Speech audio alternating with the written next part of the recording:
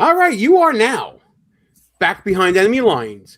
Hey there, how you doing, everybody? Gene Berardelli, Ross Galloway here with you. Rick Robinson apparently not going to be joining us, and he's dead to Ross Galloway. Dead to me, bro. I Just thought gonna Rick was say- going to be here. The only reason why I showed up tonight is because I thought Rick was going to be here, to be honest. Oh, well, just fuck me then. Okay, cool. Wow. All right. I mean, listen, that's the way you want to do it. Fine, be that way. I don't care, loser. That hurt. We got a pretty decent show lined up. We're going to be talking about the SAVE Act. We might talk about what happened in Illinois, where every squad-like Democrat that ran in the state of Illinois lost. We got a couple of different topics that we can go to right now. But before we get to all that, going to ask everybody to please subscribe to the channel. Hit that notification bell so you don't miss any other shows. And if you like what you see and hear in this or any other video that you might be seeing on the channel later on, smash the thumbs up button. Like, comment, share the show with your friends, all that good stuff. What are you breaking out? What is that? I was told tonight was a drinking night. You want to do 2 drink minimum radio? We can do that. That's from the old school days. We got in trouble for that once. Let's not do that again. True. Got Matt checking in, saying good evening. Hey, man, how you doing? Glad you're here with us on a day where we're going to be talking about how to save the SAVE Act. We got disgusting Democrats to the left of us and feckless Republicans to the right, pal. You had faith. I can't wait for this show to unfold because I just want to see if that faith was shaken at all over the last few days. Well, whether or not I have faith in the SAVE Act or not. Not the SAVE Act, but the Republicans. Yeah, that's the problem. Okay. That's the main problem, is having faith in freaking Republicans right now. That's what I'm concerned about. Folks, as you're walking in, we're seeing more and more people come in. Please hit that thumbs up button. Subscribe to the channel. That's going to signal other people that the show is on, the show is happening. And, of course, get in the chat with us. Trolls are welcome. You guys who disagree with us, and you do so vehemently, it's all good. So let's get into the topic right now. The Save America Act, which, by the way, for those of you who don't know what SAVE means the Safeguard American Voter Eligibility Act, is before the Senate. It was put to the floor by a vote of 51 to 49. You have to thank Senator Collins from Maine for that, Galloway, that it actually got onto the floor of the Senate. It was a battle for even that to happen. Now, isn't that nuts? Republicans supposedly control both houses of Congress, and this issue is 90% approval rating amongst Republicans, 70 amongst Democrats, and it barely made the floor of the Senate. Unreal. Well, as they say, the devil's in the details, and I think Democrats and Republicans are hiding behind those details. Let's start with just laying the groundwork for what voter ID is and what that concept means. And the way I'm going to do that is I'm going to cite to the most reputable, credible source that I could possibly find on the topic. Let me see if I can find it in the window here if I didn't do it. Ah, there it is right there. From the Independent Voter Network, IVN. This goes back to 2014. Hard evidence supports the need for voter ID laws. And who wrote this article? Oh, shit, it's me. There you go. The most credible, reputable source I could find is me. What a grifter. I love you, Gene. You gotta love it, right? Come on. So history shows that for as long as we've had the right to vote and as long as that's existed, that right has been threatened. We all know about the picture of Boss Tweed leaning against the pedestal, which stands for the ballot, symbolizing a dark time in the late 19th century America where the playing field of politics was leveraged by party bosses. And as we know, that caricature says, as long as they can count the votes, who cares who cast it? So we fast forward to today. Election integrity is a modern contemporary concern. We talked about it through 2020, 2024. The trend towards some kind of voter identification law has emerged. In fact, the majority of states now have some sort of voter ID law on their books. Voter ID comes in different flavors. There's strict voter ID laws where voters cannot cast a ballot without first presenting ID. There are non-strict voter ID laws.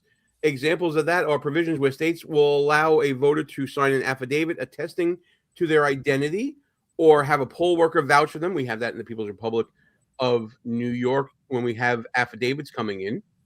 Then we have also among those two types, you have photo ID and non-photo ID. That once upon a time in the People's Republic of New York, you would get mail from the Board of Elections with a little card that you could tear off that had your precincts on it, so you knew you went to the right place, and you could present that as ID. In fact, pal, I remember back in the day. Well, I don't remember, but I've gone through records from my grandparents, and I've seen other restrictions on voting, like a literacy test, which, by the way, now is unconstitutional. But securing the ballot has always been paramount ever since we've had the right to vote.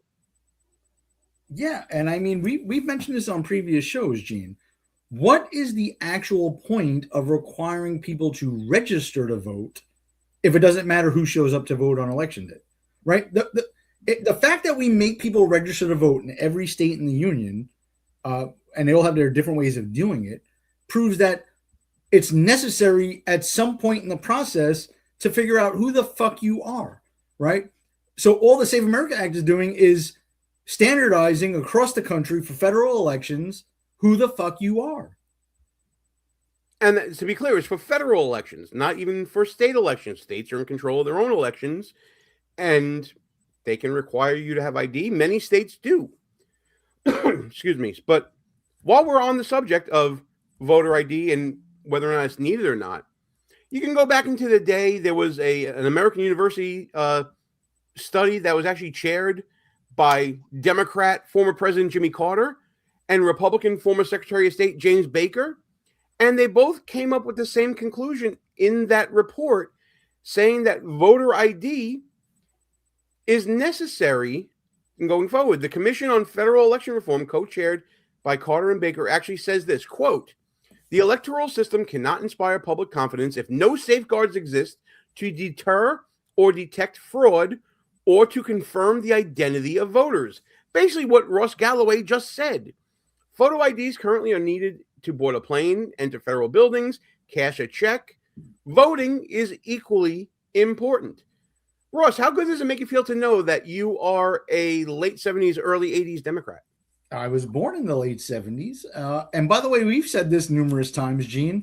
The Democratic Party of that era is gone, right? This party currently is anti-ICE, defunding DHS while we're in a war with people that want to kill us on the homeland, while there are numerous terrorist attacks here, and they're against mutilating the Save America Act, right? Mutilating children, presenting voter ID to vote, proving your citizenship to vote, right? Like that Democratic Party of the 70s, 80s, and I would venture to say even 90s with Bill Clinton does not exist anymore. They're gone. But voters still agree with this thinking from back in the 90s and 10, 15 years ago, as evidenced by this polling done by CNN. Is the idea that someone shows a photo ID when they go to vote, when Correct. they go to cast their actual ballot, because there's a separate discussion right now about needing a passport or a birth certificate to register to vote, but the polling is all on voter ID showing an Correct. ID to vote. Showing a photo ID to vote. And the American people are with Nicki Minaj, because what are we talking about here? So take a look here. Favor voter ID to vote. Look, I got all this polling on the screen going back since 2018. You'll notice on all of it, it's all north of 75%, 76%, 76%, 76%, 81%, and then 83% in the last year of Americans agree with Nicki Minaj. They favor photo ID to be able to vote. What about by party? What's the party breakdown? Yeah, normally you might expect, hey, there'd be a big divide by party with Republicans really for it and Democrats really against it.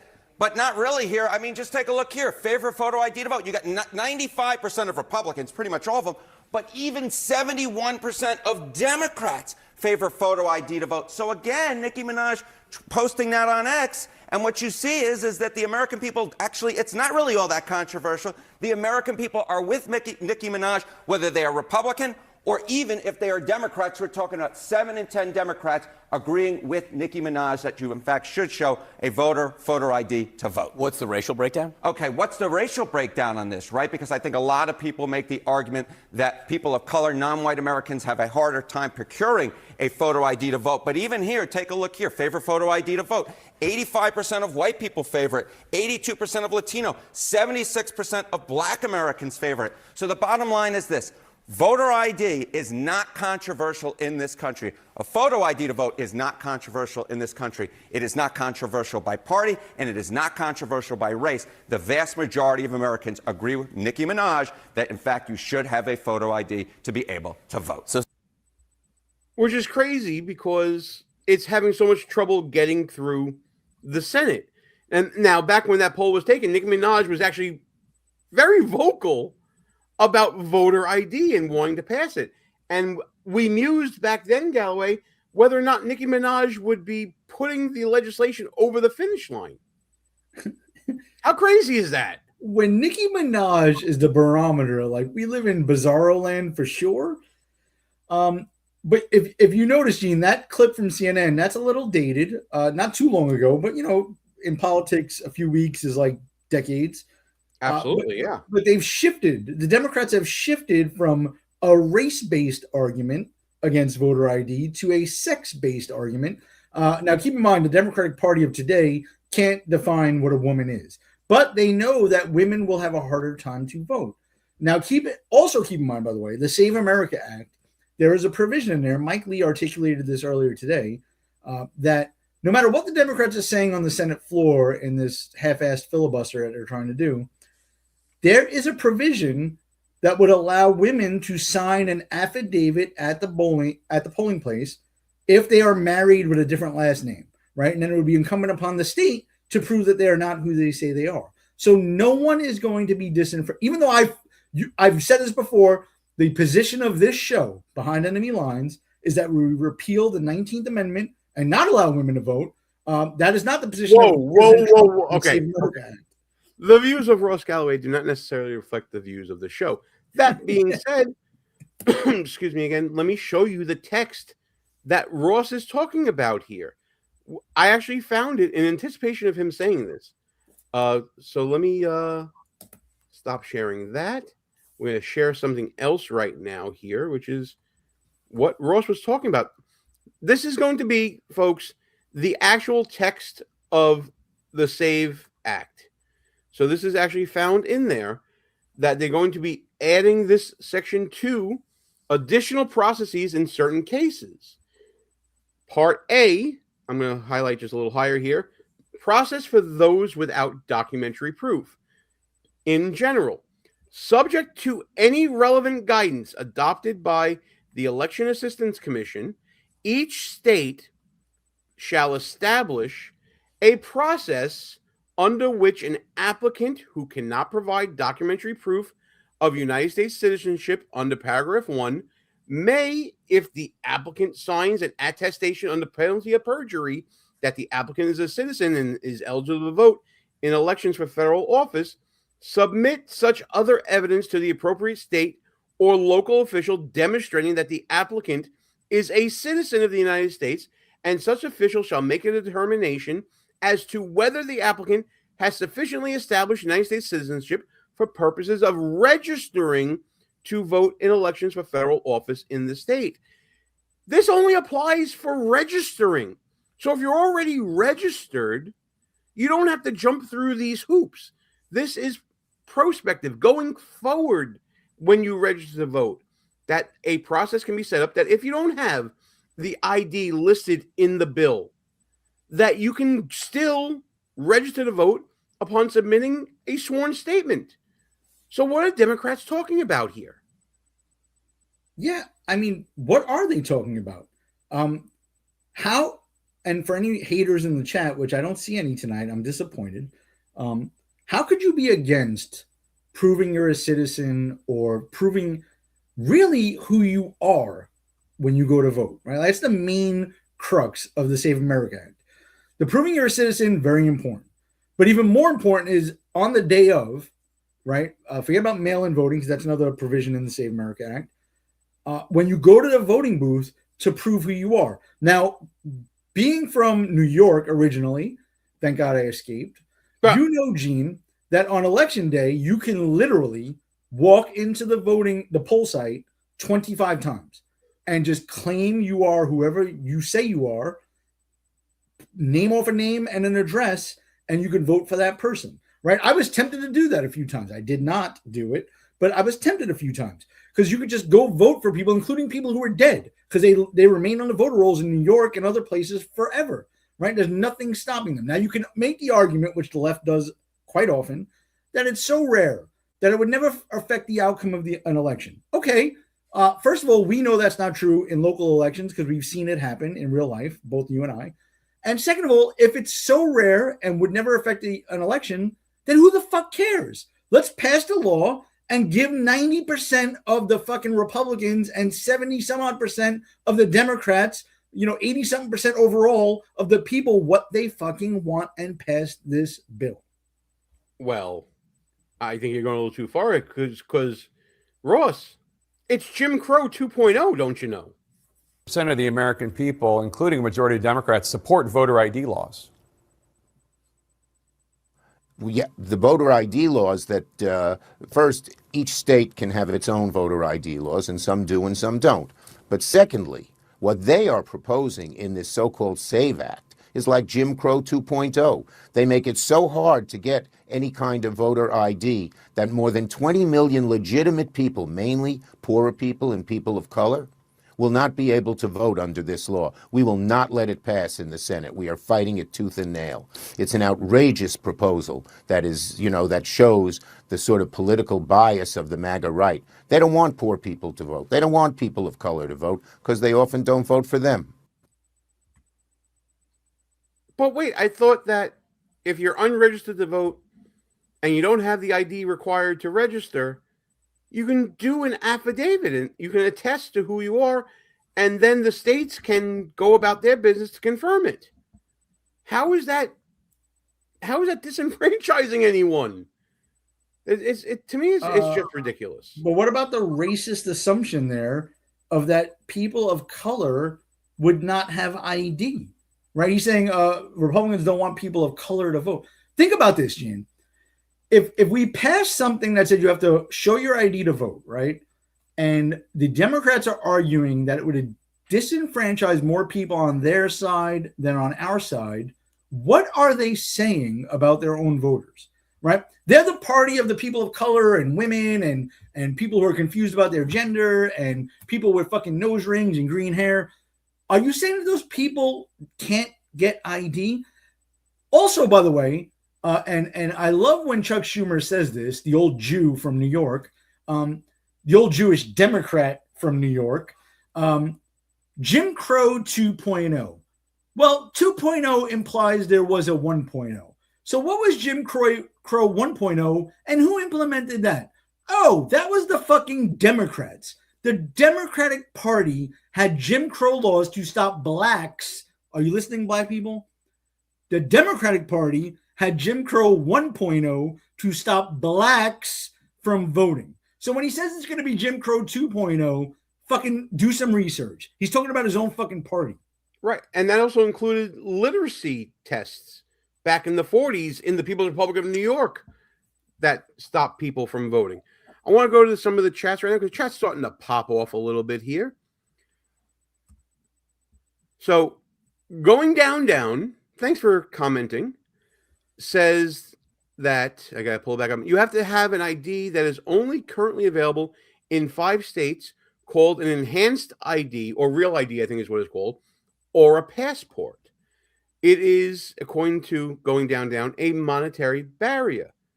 But we just went through that you can do it also with a combination of state-issued ID and birth certificate, other IDs and an attestation, and then the state gets to decide whether or not to put that person on the roll or not. So if you are from a state like New York or California, or if you're from Michigan or another state that seems to be so far against this, you can show up with this attestation and some additional forms of ID, and the state will probably let you on anyway. So I think we need to debunk that you need to have this real ID, because as we just showed, and you know what? Let's show it again for everybody who was not here when we showed it. Section 2AI says that there's a process for those without documentary proof that is established by the state. You sign an attestation under penalty of perjury that you are a U.S. citizen and eligible to vote in elections for federal office, and you submit other evidence to the appropriate state or local official demonstrating that you are a citizen, and then that official makes a determination as to whether or not you have sufficiently established citizenship for purposes of voting in federal elections. It's literally right there in this case, green and black, for everybody to see. The bill, the text of the bill is online for everybody to look at. You don't have to take my word for it. It's right there for you. Matt Lofton, well, go ahead. Yeah, so first of all, they're already supposed to fucking do that. When you register to vote now, you must provide your social security number or your driver's license number, and they're supposed to verify, the state is supposed to verify whether or not you're a citizen. That's already supposed to happen now. The problem is the states are not doing that. Second of all, the Save America Act has two different provisions. One is registering, which would require proof of citizenship. That can be a birth certificate, a passport, or a real ID, because a real ID requires a birth certificate or a passport to even get. Once you get registered, because they know you're a citizen under the new law, then you could just show a regular ID proving you are, in fact, that person. A regular driver's license to go vote would be fine. One last thing, Gene. Who's stopping people from getting ID? It's not the federal government. The federal government, out of all those IDs we just talked about, only issues, which one? A passport, right? All of the rest of them are birth certificates, driver's licenses, real IDs. They can issue voter IDs if they verify you're a citizen. If you want to complain this is a poll tax, that's your own fucking state doing that. Right. And as I'm going through the list of IDs, because people are saying that it's not a real ID, I'll just direct everybody's attention. I'm going to pull this up on the screen. It's under the section called Documentary Proof of United States Citizenship. And oh, wouldn't you know it, Real ID is on the list. I have to share the screen again here. Just give me one moment. Well, would you look at that? A form of identification issued consistent with the requirements of the Real ID Act of 2005. And that ID has to indicate that the applicant is a citizen of the United States. You know who controls what ID you create? The state. So a real ID that has the citizenship of that person on there, or if you have that real ID, you can also do it with a combination of a certified birth certificate, as subsection 5 says, that you have a valid government issued identification card and present a certified birth certificate, for example, then you're fine. What is the problem here? I ask again. It's not the ID itself. There's something else going on here. And what's going on here is a couple of different front war. Go ahead, Galloway. Well, birth certificates are a touchy subject for our Democratic friends. Barack Obama never really had a legitimate birth certificate. And to be president, you not only need to be a citizen, you need to be a natural born citizen, born on American soil or born to, parents in the military overseas. There's some other, little leeway there. So I know it's a touchy subject for them. I heard a Democrat today, and for the life of me, I don't remember his name, but he said something as dumb as, I don't even know where my birth certificate is. You don't? Well, then what are you doing in the fucking Senate, dude? Like, I went to go buy a gun, and I had to prove who I was down to my birth certificate, where I live, my last 3 fucking electric bills, right? And that's to exercise my Second Amendment. To vote, you damn sure have to prove, 1, you're a citizen, eligible to vote, and 2, who the fuck you are. Hey, pal, do you remember when you first got your driver's license many, many, many, many, many, many years ago? Very long. Do you remember? Yes. Do you remember 6 points of identification? Yes, it was 6 points of identification just to get a non-driver ID or a learner permit or a driver's license way back in the day. And that was in New York, by the way. Yeah, in the People's Republic of New York City. How did we ever survive? How do illegal immigrants in New York get commercial driver's licenses with no first name given when they require 6 points of identification. How is that possible, Gene?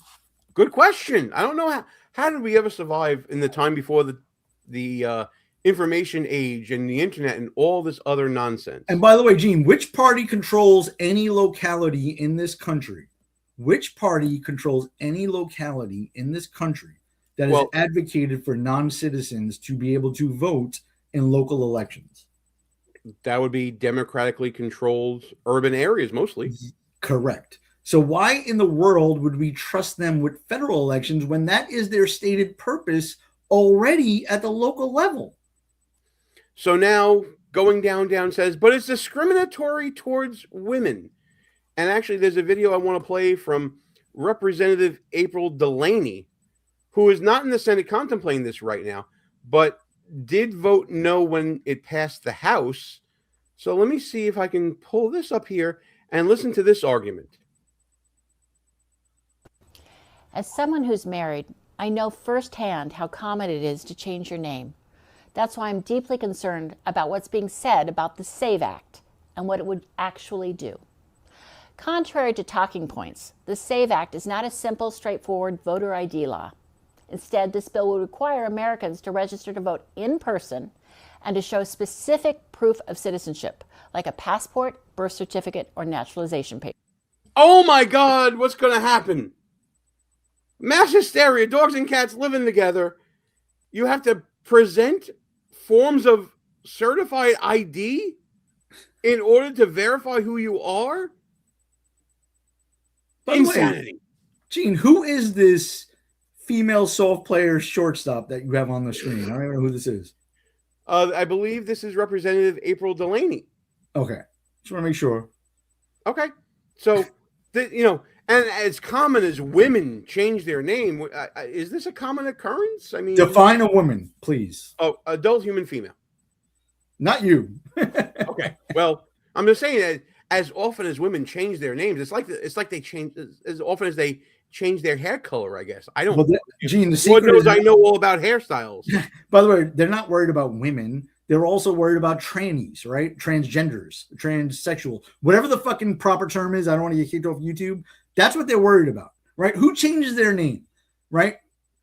I never changed my name. Did you? Married women do. And all of a sudden, they have driver's licenses, they register to vote, they pay bills, they open bank accounts. I think women figured this out a long fucking time ago. And by the way, is it so much of a burden that when you register to vote, a one-time thing, by the way, when you register to just bring your ID that one time, is that so burdensome? By the way, Gene, who issues marriage licenses? The federal government or the state? The states. So couldn't they figure this shit out? If marriage is the problem, they can figure this out. Exactly right. Upon submitting a request for a marriage license, you can issue them a new real ID with their new fucking name for free. Right. Actually, Matt nailed this here and kind of picked up what you were putting down, pal. They say it's discrimination against women, but they don't even know what a woman is. Bingo. Continuing on. Papers. But here's the problem. Your current name has to perfectly match those documents. That puts nearly 69 million women, about 1 in 4 voters, at risk of being blocked from voting simply because their name changed after marriage or for other reasons. Don't you love how vague they are?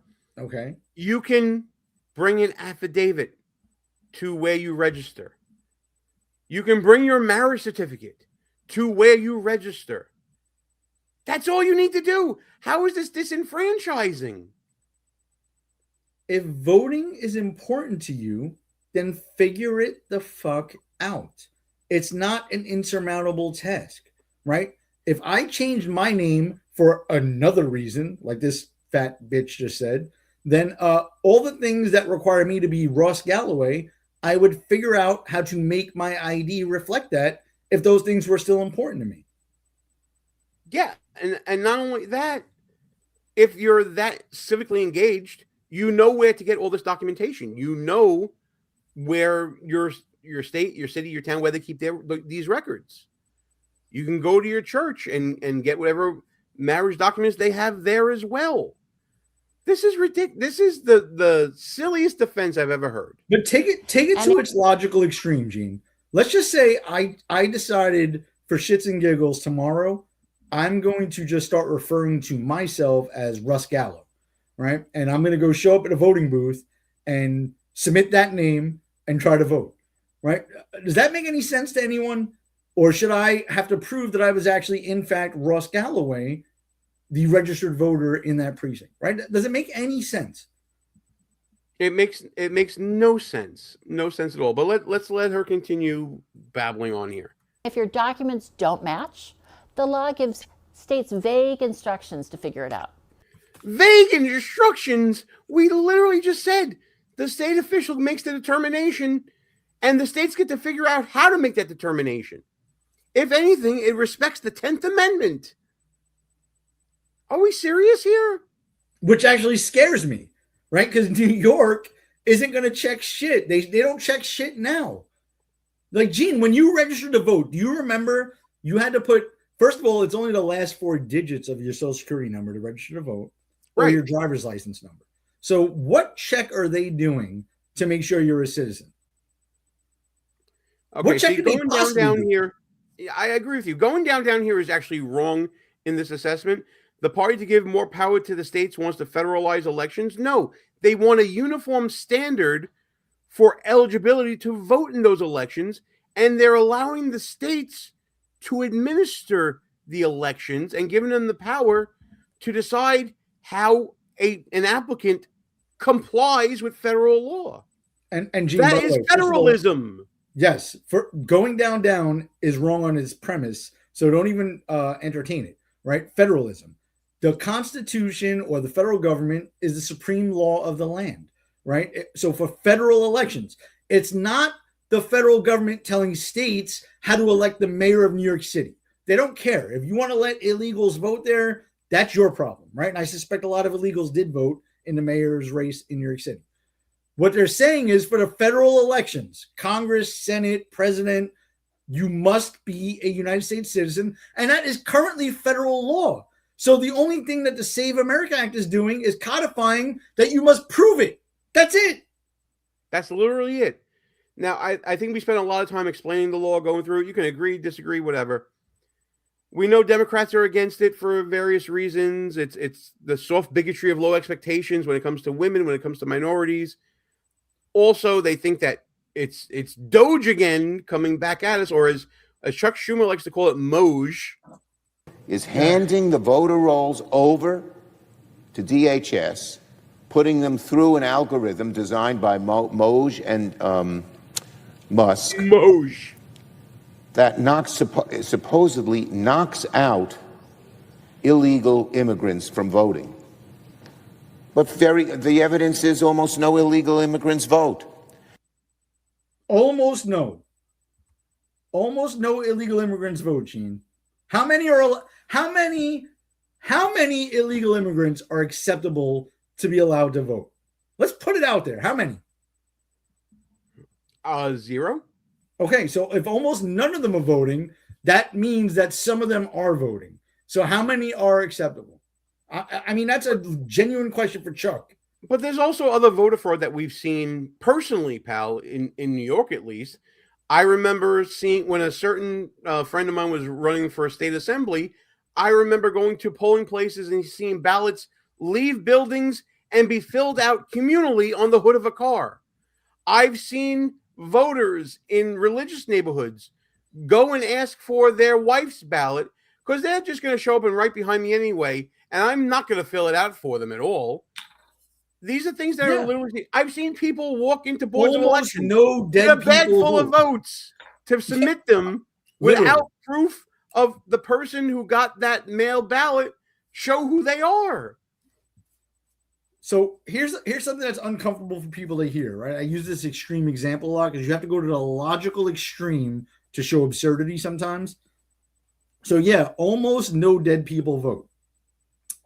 Almost no illegal immigrants vote. Well, in the general population of the United States, almost no one commits rape, right? If you want to use that standard. But we still scrutinize it and go after them, okay? So if almost no illegals are voting and almost no dead people are voting, why would we not try to go after the ones that are? Why would we not stop, or at least try to stop, the ones that are? Right? The Democrats are never intellectually honest or fair with these things. Do we say we can't catch all rapists, so let's not even go after them? No, right? We still make it illegal. We still try to go after them.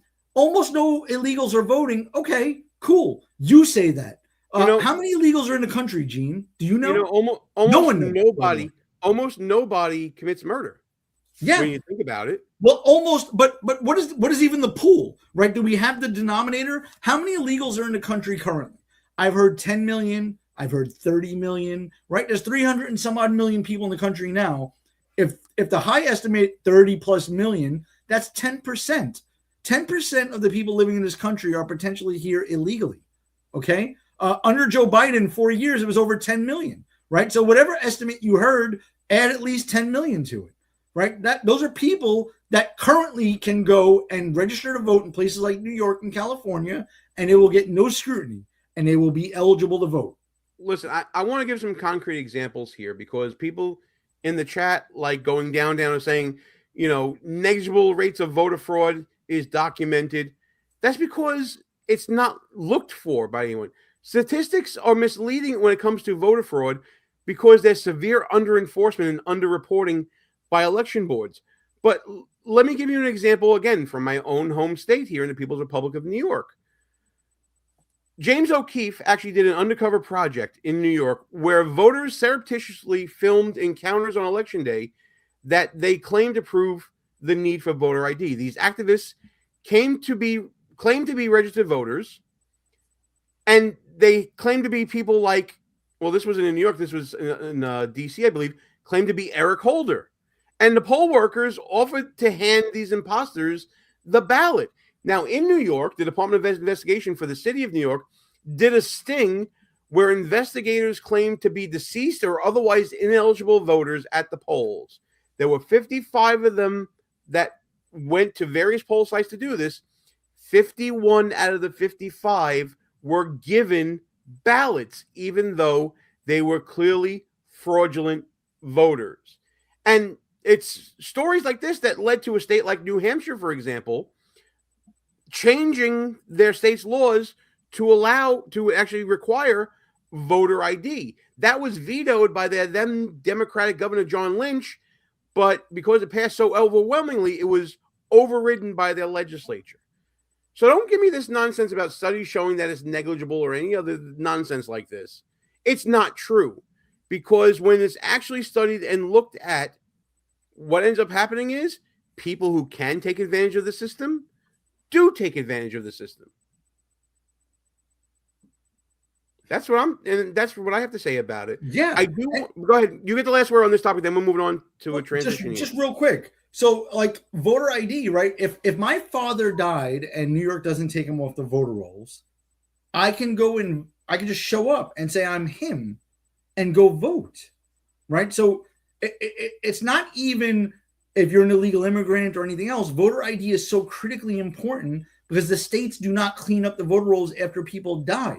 So why were there so many dead people voting in the last few election cycles? Because no one's checking.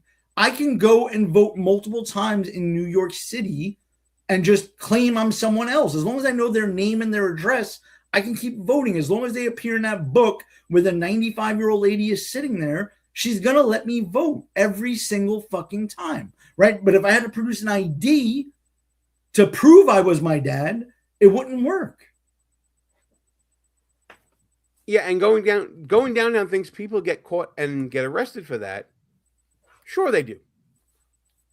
By the way, Gene, wait, real quick. The other thing I wanted to mention on that is you mentioned about enforcement, right? How do you prove it after the fact, right? I showed up and I claimed I was my dead father who's still on the voter rolls and I vote. Okay. How does the state bring a case against me? This is why, voter fraud is so rarely enforced or no one ever goes to jail for it because it's impossible, right? There's no cameras allowed in the voting booths or the poll sites. There's no record of who showed up. I didn't have to show an ID.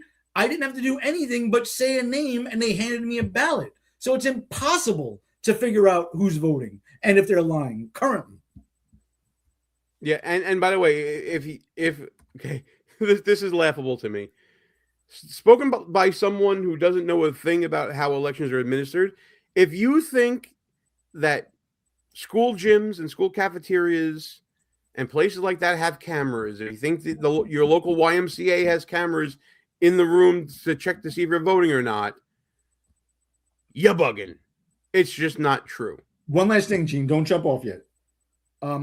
And I'll end it here.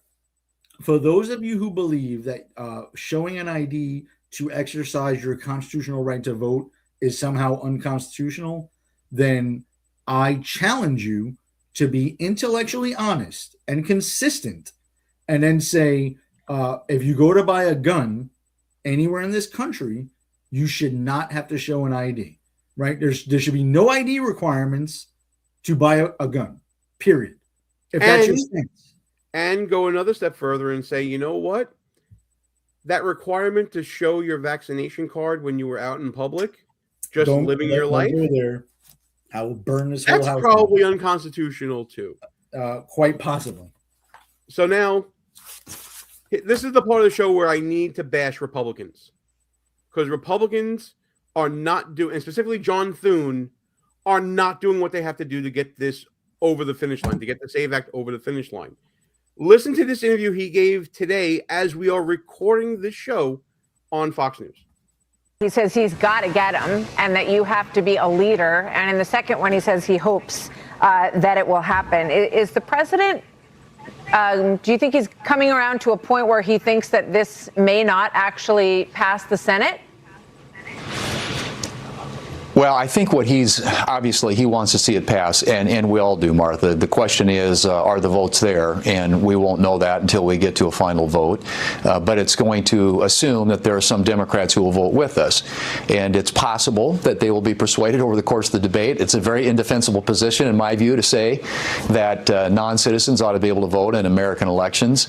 But that seems to be the position that they've adopted at the moment. But we've got an opportunity over the course of the next few days and perhaps into next week to litigate the issue, to have the debate on the floor, and to put Democrats on defense and on the record on whether or not they think it ought to be just American citizens who vote in American elections. This is a very straightforward issue, and we intend to make sure that the choice is clear. I know a lot of this is very complicated in terms of terminating the discussion of the vote and how it all works in terms of the Senate rules. But for just Americans who are watching this right now and they say to themselves, wait, aren't there 53 senators? Why can't they pass this if there's so much unanimous support? We see 84% of independent voters are on board with this. What would you say to people watching this process who want to know why the Senate has a majority Republicans and they can't pass it?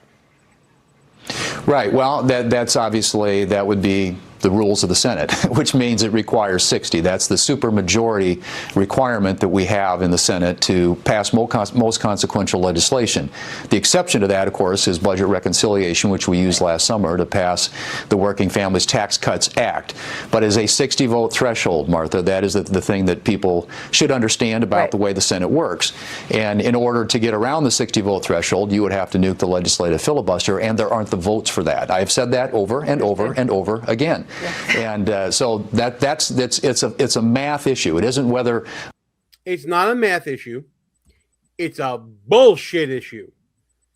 It's the filibuster, and I've come around to Ross Galloway's position on this. Thank you, Gene. I was waiting for this. You were right. I was wrong. I'm saying it on tape right now.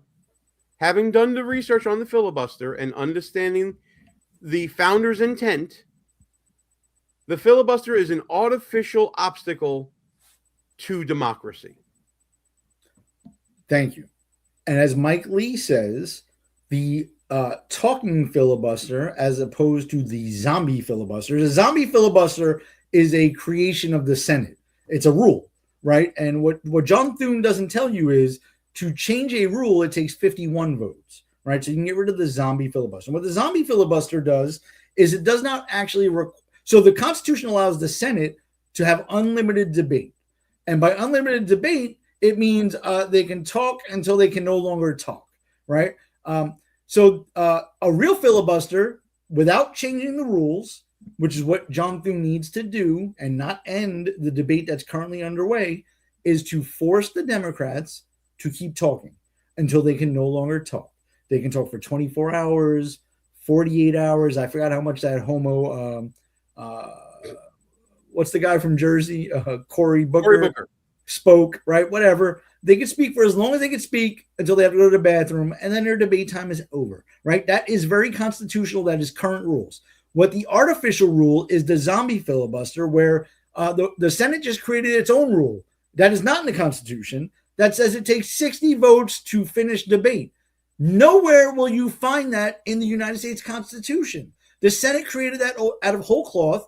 The original intent was for senators to speak for as long as they could physically do it. They can talk for as long as possible, propose as many amendments as possible.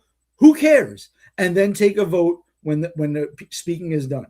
And that's all that not only the Republicans, by the way, that is all that the people of the United States is asking for right now. Let the Senate debate the bill, get everybody on record where they stand, and then hold a constitutional vote, which takes 51 votes or a majority of the Senate to pass. Absolutely. Now, here's the thing. A reporter earlier today, as we are recording this video, actually asked Thune about the filibuster. It was a great question. I will get your reaction to the question first, and then we'll listen to Thune's response. Why is the filibuster more important than stopping illegals from voting? That's a great question, Gene. I can't wait. I did not see this clip. I can't wait to hear Thune's answer.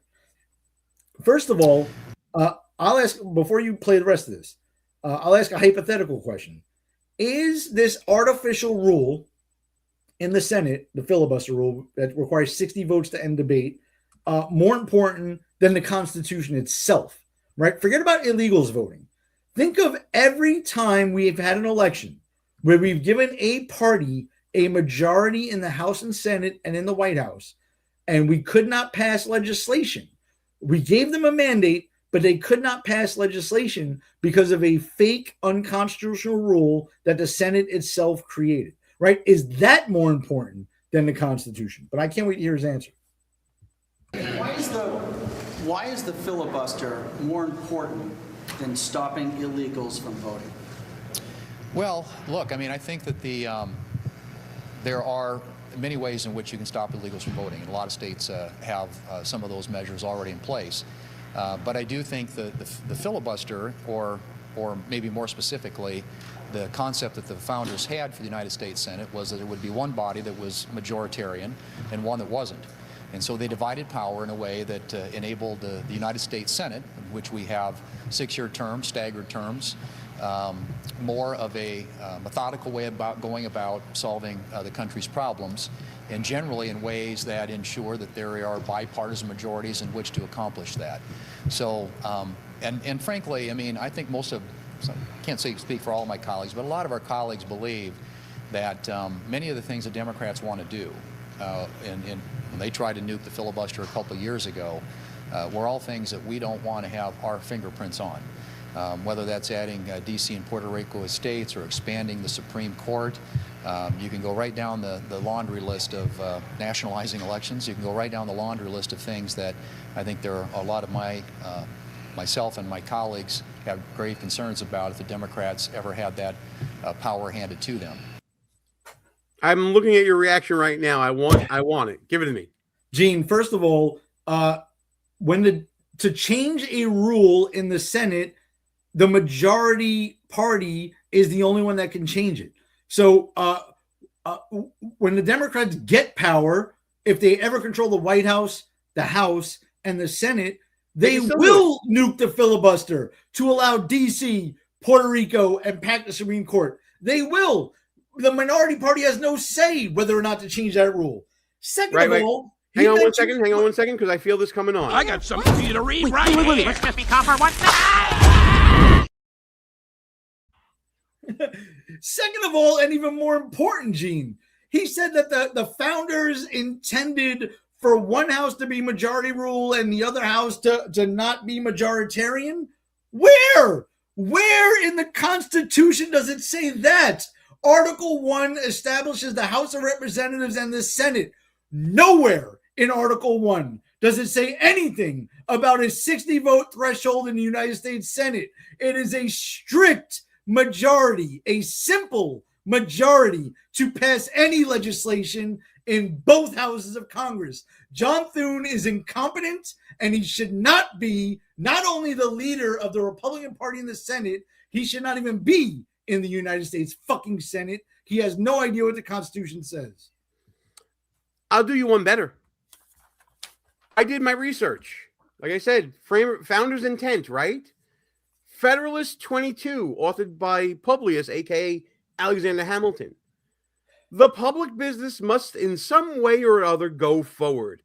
If a pertinacious minority can control the opinion of a majority respecting the best mode of conducting it, the majority, in order that something may be done, must conform to the views of the minority, and thus the sense of the smaller number will overrule that of the greater and give a tone to the national proceedings. Our government, according to Alexander Hamilton at least, was never intended to be ruled by the tyranny of the minority. The filibuster, as it is currently constituted, should not exist. There should not be a way to say, oh, filibuster, and that's that. If you want to talk, like you said, and have unlimited debate, you talk till you can't no more. And that's the end of your filibuster. But then the work of the majority gets done. Bottom line. Thune and his colleagues are absolutely off base, and your point is very well taken, pal, in that the Democrats have shown no compunction whatsoever to restrain themselves if the opportunity arises. So why are Republicans once again playing with a rule book that the other side does not play with? Yes. And if you wanted to go to the founders or framers' intent, the original, before it was amended, the senators were not popularly elected. They were appointed by the state legislatures of the states, right? So one house was popularly elected, the House of Representatives, and the other house, the Senate, was appointed by their states. Nowhere did it ever say that a majority didn't rule, right? That was it. If the majority of states who appointed those senators wanted something done, it would get done. If the House of Representatives, who were popularly elected, also wanted it done, and the president would sign it. That is literally the process in Article 1 of the Constitution. If anyone doesn't believe me, go fucking Google it. The whole Constitution, if you printed it out in PDF format, is like 10 pages long, right? Read it and understand it. It's not a hard read. Pretty much. But this is the game that Thune's playing. Oh, it's not my fault. It's the rules of the Senate that are preventing me from bringing this legislation that a majority of senators would vote for across the finish line. It's completely ridiculous. And that's why I kind of agree with OWIS 9212. Dems will take back the House in 2026 because the legislature, there's no confidence in Republicans in the legislature to do what is needed to pass the agenda that the majority of voters voted for in 2024. It's just not there. It's another wasted opportunity from Democrats. And how many more of these will actual good faith Republicans in the electorate stand for anymore? They just won't show up to vote. Exactly. If the weather is kind of cold this November, why am I going out to vote? Why? Right? What do I get by casting a vote for a Republican? I just don't even see the point anymore, right? And I'm being a little bit facetious. Obviously, if Democrats control everything, my memory's not that short. I do remember under Joe Biden how horrible life was in this country, right? So living under Republican incompetent rule is slightly better than living under Democrat corrupt, incompetent, and evil rule, right? So I get that argument. But at the end of the day, you can't tell us we have to elect you and have to have majorities in the House and Senate, and then you can't pass any legislation and you won't change a rule that you yourself created to actually pass the mandate that the American people gave you. I just don't get it. I don't get it either. I think we'll leave the conversation there. I did want to talk about one other thing, because you did bring up elections and people talking about Democrats will take back the House coming up in 2026. Did you pay attention at all to the election results that occurred in Illinois last night, pal? No, truth be told, Gene texted me that the squad took a beating, and I did not know what you were referencing. So I'm just as excited to see this as the people on the line here. Well, I'm not familiar with who was running on the Democratic side for various races for federal office in Illinois. But according to Angela Vanderplume here on this post on X, every squad-like far-left Democrat candidate lost in Illinois. Is this a tide turning? I don't know. One name I did recognize is the first one you see on this list here, Kat Abu-Ghazaleh, who I can't listen. Berardelli is a hard name to pronounce, but man, is that one even harder. She was someone, you may remember this, pal. I'm going to play this one clip to see if you remember who this woman is. She ended up running for Congress in a primary. And let me see if I can find the right clip here. I believe this one is it here. Take a look.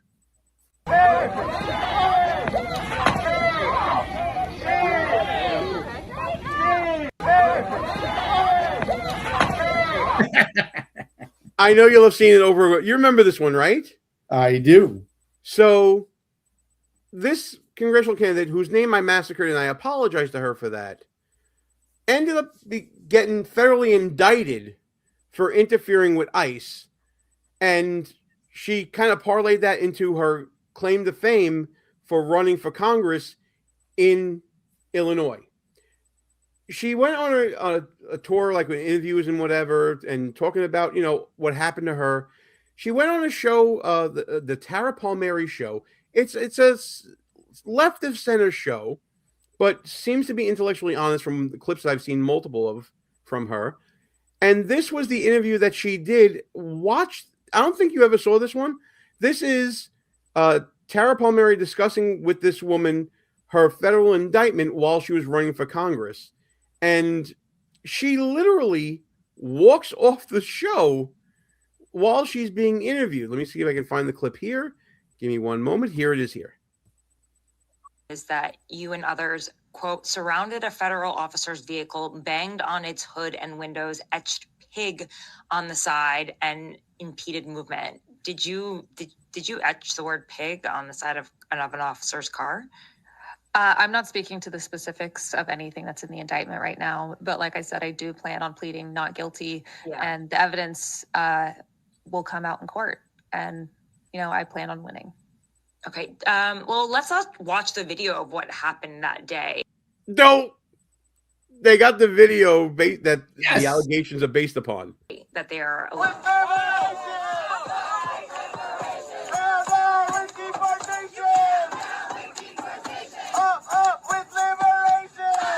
Hey, look, there she is right there, obstructing an ICE vehicle. Huh. Kind of seems open and shut to me, doesn't it? Up with liberation! Down, down with deportation! Down, down with deportation! Up with liberation! But when you see that, what do you think right now? Tara, once again, this is my first time being federally indicted, like I said. Yeah. And she plans it to happen many more times, apparently. And I'm pleading not guilty. The evidence will come out in court, and I plan on winning. Thank you so much for having me. Yeah. Boop, gone. Just really quickly, I did want to ask you about just the fact that, conspiracy to impede an officer is up to 6 years in prison, forcibly impeding and intimidating an officer is up to 8 years. Is that, that could actually hinder your ability to serve in Congress. Are you concerned about that? Dun, dun, dun, dun. Did she just sign off? Yes, she did. Did she just leave the chat? I'm so confused. I'm sorry. The indictment. Yeah, so confused. Well, the voters weren't confused. Apparently, this was a three-way race, and if from the scuttlebutt I heard, there was one candidate that was supported by AIPAC that was specifically in this race to play spoiler for this woman, and she came in second. She lost a three-way race. I think the majority candidate got 29% of the vote. It was definitely split amongst these three. I think there may have been other candidates there as well, but yikes. It was a bad scene for her. So now she's federally indicted for conspiracy against ICE, and she's a loser candidate. This was her concession speech that I'm going to pull up right now. And she sounds as defiant as ever when it comes to the situation. But, oh, boy, could you imagine going to the mats like this and then losing? But we didn't win, and it really fucking sucks. We came really close, and it sucks. But something that no one in power even expected would be possible at all. I need to stress to every single person in this room that this does not mean that the last year has been for nothing. Actually, that's exactly what it means. You lost. Everything you did, there's no return on it.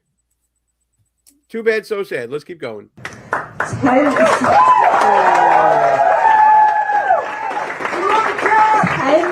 of thousands of people powered this campaign, knocking doors, making calls, donating what they could. We fed and clothed thousands of people across the 9th District.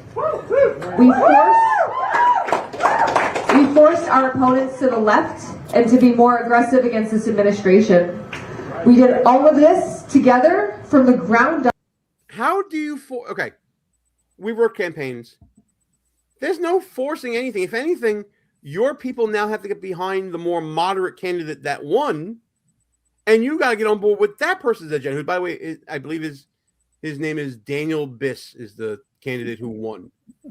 You now got to get behind Bish. But Gene, she fed and clothed countless people in the district during her campaign. Oh yeah, she's a regular Mother Teresa. I need to play this again.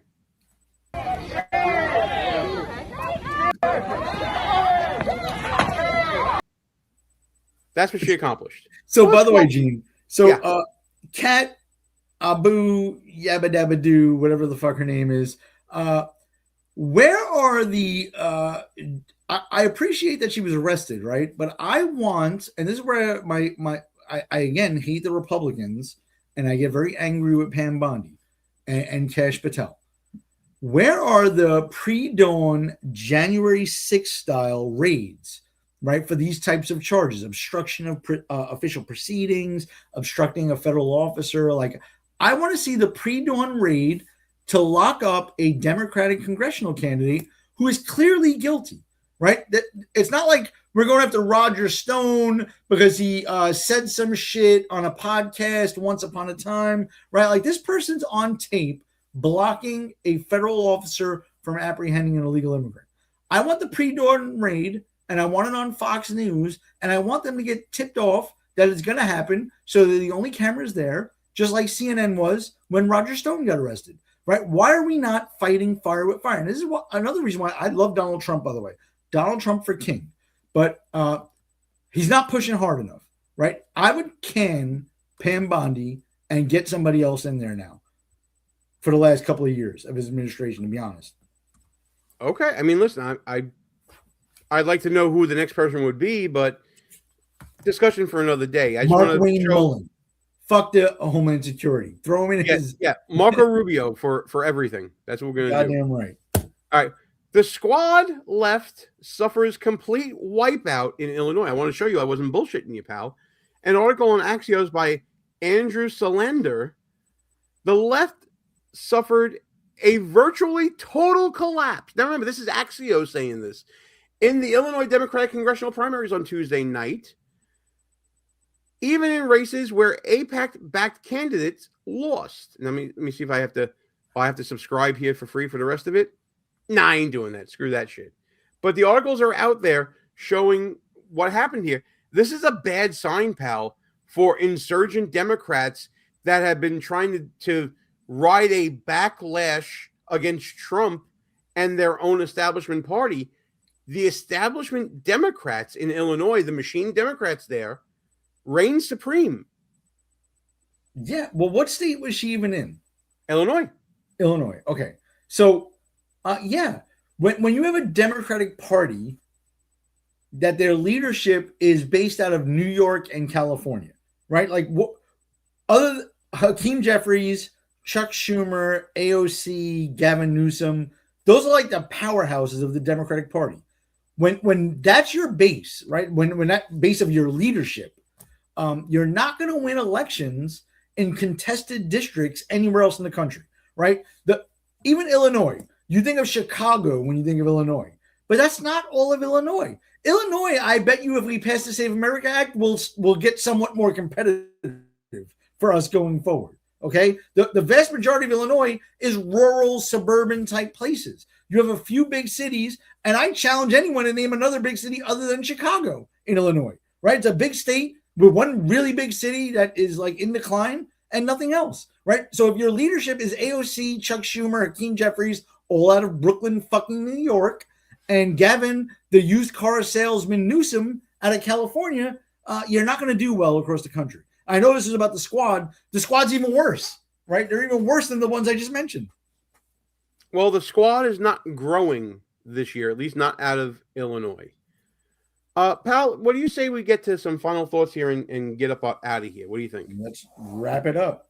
All right. You got a final thought right now? I do. All right. All right. So my final thought is this. My grandfather came from Italy back in 1911 or 1910. And then he got drafted into World War II. My grandfather was in the Navy and served on the battleship Missouri, which fought in the Pacific and, kamikazes and all this other shit from the Japanese. And for his entire life, he did not think kindly of the Japanese, right? Even after Japan became our friends after World War II, after we nuked them twice, he never really cared much for the Japanese. Now, why did I say all that? I say all that to say this. If I were president, I probably would not have authorized the strike in Iran, right? I might have given it a little more time. However, I am no fan of the Middle East or the Muslims, specifically the Muslims. I'm just not a fan, okay? They are way worse than the Jews. I know a lot of people on the right now, the Kents, the Tucker Carlsons, I'm actually fans of these guys, but they don't like Israel, okay?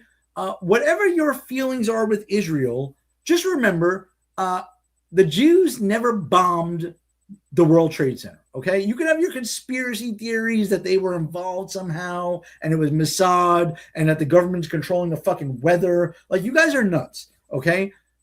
The Muslims are look at all the terrorist attacks in this country, not over the last 30 years, which we could do that, over the last 30 days, right? There were several Muslim extremist attackers in our country, in Austin, New York City, and other places, the Dominion, a bunch of places, okay? So, yeah, I hold a grudge. So, fuck Iran. They're getting their comeuppance, and they deserve every bit of what America and Israel is given to them.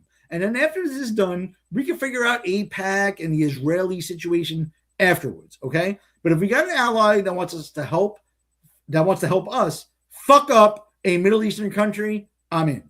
That's my final thought. Well, all right then. By the way, folks, final thoughts, personal opinions, not show opinions. I got to say it. And the same thing is going to go with mine. So Ross brought up Joe Kent. I got something to say about Joe Kent, and I got a couple of aides here to help me out. Here's his resignation letter after much reflection. He was director of the National Counterterrorism Center for DNI. I have decided to resign my position as director of blah, blah, blah, blah, blah. I cannot in good conscience support the ongoing war in Iran. Iran posed no imminent threat to our nation, and it is clear that we started this war due to pressure from Israel, as Ross was saying. The letter is on X. You can view it at your own leisure. But my goodness, how times change in a matter of months. Because video came up of Joe Kent on Sean Ryan's show, and let's just say he was talking a little differently about whether or not America should go after Iran. Registering for the draft, aren't they? Like that's the logical conclusion to the direction that we're heading in right now, unless we make some serious changes. I mean, I've already heard rumors that Fifth Group is going to be sending guys to Iraq because of the escalated situation with Iran now. Yeah. I mean, most Americans aren't aware of it. Our troops in Iraq and Syria have been attacked 150 plus times by Iranian proxies. And when we say Iranian proxies, we got to be clear on what that is. That's the Iraqi government that we pay. Because after the Iraqi military we spent $2 trillion on surrendered to ISIS, we had to go back in there in very short order and stand a military back up again. And guess who filled the breach? The Shia militias controlled by Iran did. And the Iraqi government's controlled by Iran. So these are no imminent threat, huh? Over 150 attacks on American troops abroad by Iranian proxies, but no imminent threat. I don't know what changed in Joe Kent between that interview a couple months ago and that resignation letter. I also don't know what changed between what Joe Kent said in his resignation letter and what Donald Trump himself reposted on Truth Social. And I'm going to try to pull that up right now.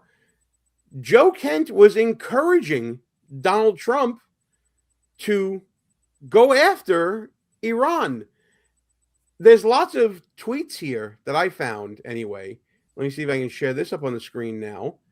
From Joe Kent talking about going after Iran. Again, I don't know what this guy's game is, but let's take a look.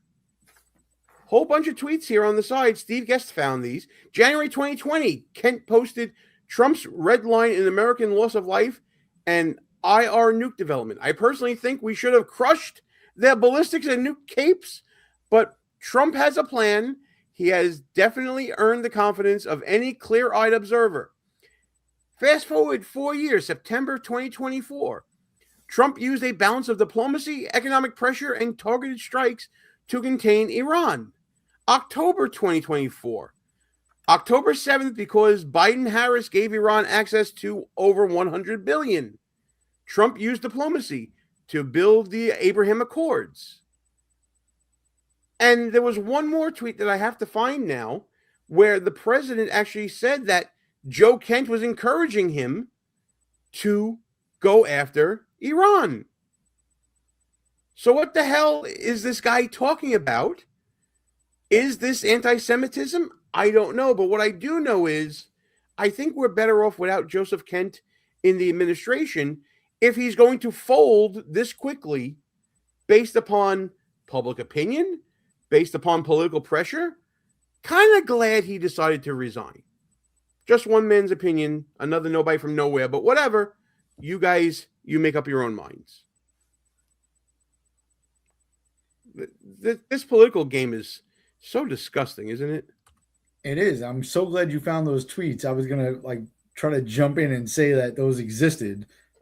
They're embarrassing. He encouraged Trump to do this, and now he's acting like he never said those things.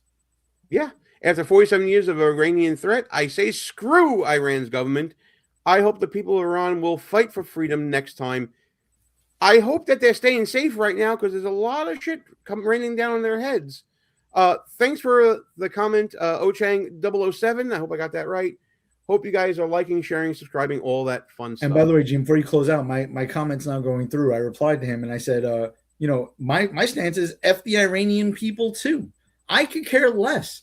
We're making their government pay. We were told the same thing in Iraq, by the way, that there would be an uprising and these people want freedom. It's yet to materialize. I don't care. right? My goal is not to have freedom and democracy in Iran. It really isn't, right? My goal is to not have Iran threaten anyone else, including Americans who are stationed in and around the Middle East, period. They've done that for a long time. Now we're getting some payback. Fuck them. I think we're going to have to leave the show there. We could probably come back next week and talk more about that. But until next week, pal, when we come back, I think it's time to shut this sucker down. What are you thinking? Let's get out of here. I got a half a bottle of wine to go. All right, folks, from the People's Republic of New York City and elsewhere, Gene and Ross behind enemy lines. God bless. Good night. Now let's go out and play our motherfucking anthem. Not without electoral. Go fuck yourself. Is that clear?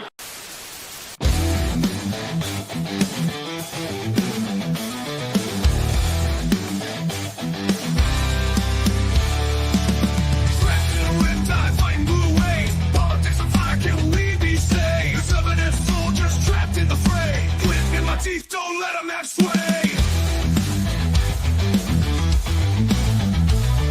Conservative battalions walking them out, marching through the streets while the buffoons all shout. Move in the shadows, flag on my chest, repping my clan, putting faith to the test. Cause we're playing blues behind enemy lines, fighting for the truth, feels like wartime. Don't back down, keep it rugged and raw, cool in the chaos, but loud in the war.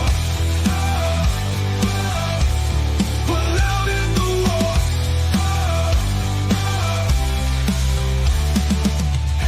Thunder, arm in advance, march to the anthem, this is our chance. If I ever stand with a smirk and a gaze, holding down the fort in this Democrat cage.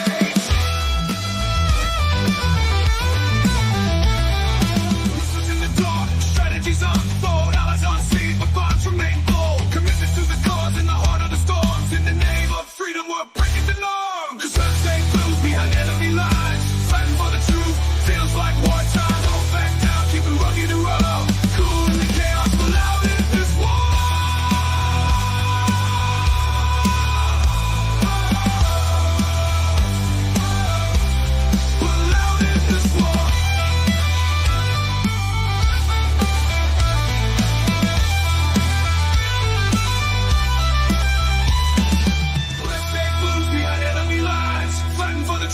Feels like wartime, don't back down, keep it rugged and raw. Cool in the chaos, but loud.